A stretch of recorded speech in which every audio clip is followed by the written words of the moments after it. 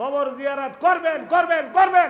রসুল ওফাত হলেন আগের দিন, এই পরের দিন, এর আগের দিনে রসুলুল্লাহ জান্নাতুল বাকিতে ওনার আত্মীয় স্বজন যা রয়েছে তাদের সকলের কবর জিয়ারত করেছেন। আগের দিন তিনি অসুস্থ, হেঁটে গিয়ে জিয়ারত করছেন। ওই মাজার জিয়ারতের বিষয়ে আমি দলিল দিয়েছি না, হাদিস পড়াই তো ৪৪ বছর যাবত। শোনেন, আমি প্রথমে এসে ঈশান নামাজ পড়ছি ওই বাড়ির জামাতে, ওই পাশের জামাতে। আগে ফরজ নামাজটা আমি পড়ছি, ছোটবেলা আসলে ওই মসজিদে নামাজ পড়তাম, ওখানে আগে নামাজ পড়ছি, সুন্নাত পড়ছি, বেতের পড়ছি।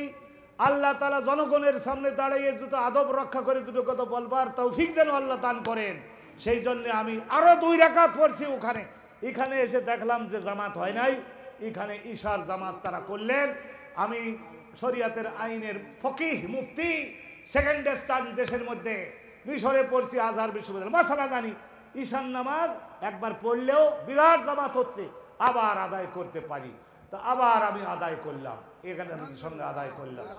কিন্তু ওই জায়গায় আমি নামাজ আদায় করেই, ওযু করে সুন্দর করে নামাজ আদায় করে আমি বলেছি, আমি যার অনুগ্রহ ভোগ করেছি তার শকর আদায় করবার জন্য আমাকে মাহফিলে ওঠার আগেই আমাকে যেতে হবে।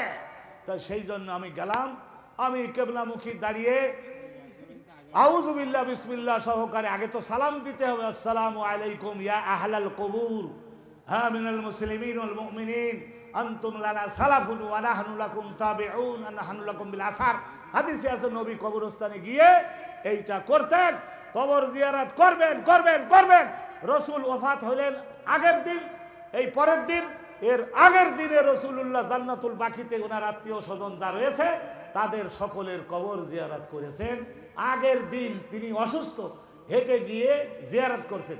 ওহদ পাহাড়ের পাশে ওহদের ৭২ জন শহীদ, তারা নবীর নির্দেশ লঙ্ঘন করে তারপরে শহীদ হয়েছে। আল্লাহ আপনি কিয়ামতের দিনে এইদেরকে আপনি ধরপাকড় করেন না, তাদের কারণে আমার একটু ক্ষতি হয়েছিল, তা আমি জগতেই তাদের মাফ করে দিয়েছি।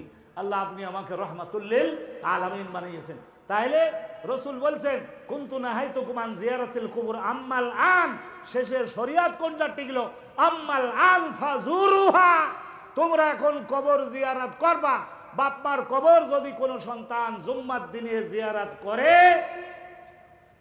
পীর ইনিও রুহানি বাপ, তাহলে রসুল বলেছেন ওই সন্তানের সগীরা গুনাহগুলি আল্লাহ রাব্বুল আলামিন মেহেরবানি করে খুশি হয়ে বাপমার প্রতি কৃতজ্ঞ হয়েছে সন্তান, সেই জন্য আল্লাহ খুশি হয়ে ওই সন্তানের জীবনের যাবতীয় সগীরা গুনাহগুলি নিজ কুদরত বলে মাফ করে দিয়ে দেন।